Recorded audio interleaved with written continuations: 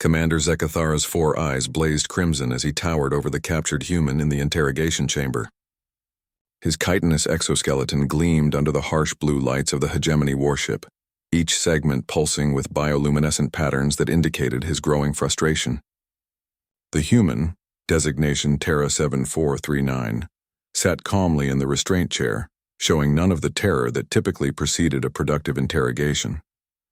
"You will tell me the location of your military installations," Zekathara hissed through his mandibles, leaning closer until his acidic breath fogged the air between them, "or I will demonstrate why the Kronak hegemony is feared across 17 star systems."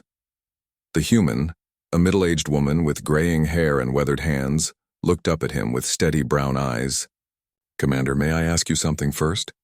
Zekathara's head tilted, confused by the lack of immediate compliance. In his 3 decades of service, no prisoner had ever responded to his intimidation with a question. The Kronak were apex predators, 8 feet tall, armored naturally with claws that could rend steel. Their very presence reduced most species to quivering submission. "You dare make demands of me?" he snarled, his bioluminescent patches flaring brighter. "Not a demand. Just curiosity," the human said, her voice remaining frustratingly calm. "Do your people have pack hunters on your homeworld?" The question caught Zekathara off guard. "What relevance does this have to—" "Humor me," she interrupted gently. "I'll answer your questions after, do you?" Zekathara's secondary arms twitched with irritation, but something in the human's demeanor made him pause. Perhaps this was some primitive psychological tactic. He would indulge it, then crush her spirit completely. "The Kronak are solitary apex predators," he stated with pride. "We need no pack to dominate our prey." The human nodded thoughtfully. "That explains a lot, actually. You see, Commander, on my world we had creatures called wolves. Not the largest predators, not the strongest, not even the fastest. But they were pack hunters, and that made them something special." Zekathara's mandibles clicked impatiently. "Primitive beasts have no bearing on—" "Oh, but they do," the woman continued, leaning forward slightly in her restraints. "You want to know about human military installations? Let me tell you about wolves, and you'll understand why that information won't help you." Despite himself, Zekathara found his attention captured. There was something in the human's tone, not fear, not defiance, but something else entirely. Something that made his predatory instincts whisper warnings. "Wolves," the human began, "lived in packs of 6 to 8 individuals. When they hunted, they didn't rely on individual strength. They used coordination, strategy, sacrifice. One wolf would drive prey toward others lying in wait. Some would take wounds to ensure the pack's success. They communicated constantly, every movement, every position coordinated." She paused, studying Zekathara's reaction. "But here's the thing that made wolves truly dangerous, Commander. They didn't just hunt as a pack. They thought as a pack. Each individual wolf was simultaneously the hunter and the backup for every other wolf. Remove one and the others adapted instantly. Remove half the pack and the survivors would still coordinate, still strategize, still hunt." Zekathara's bioluminescent patches had dimmed to a confused purple. "Your point, human?" "My point," she said, her voice growing stronger, "is that you're asking me for the locations of our military installations as if they matter. As if destroying them would cripple us. But Commander, we learned from the wolves.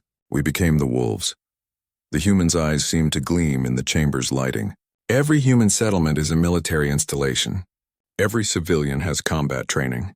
Every factory can produce weapons. Every school teaches tactics. Every child learns to coordinate with others, to think as part of a larger pack." She leaned back, completely relaxed, despite her restraints. "You see, when you're solitary apex predators, you think in terms of eliminating key targets. Cut off the head, kill the body. But a pack doesn't have a single head, Commander. It has a distributed intelligence. Damage one part and the rest adapts around it." Zekathara's 4 eyes widened as the implications began to sink in. "You're saying your entire species is the pack," she finished.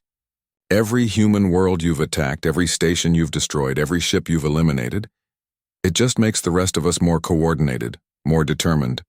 You've been trying to fight individual wolves, Commander, when you're actually facing the entire pack." The commander's confidence began to waver. The reports from the front lines suddenly made more sense. How human resistance seemed to intensify rather than diminish under pressure. How their military responses became more sophisticated rather than degraded when their command structures were targeted. But surely, he said, his voice less certain. Your leaders, your central command.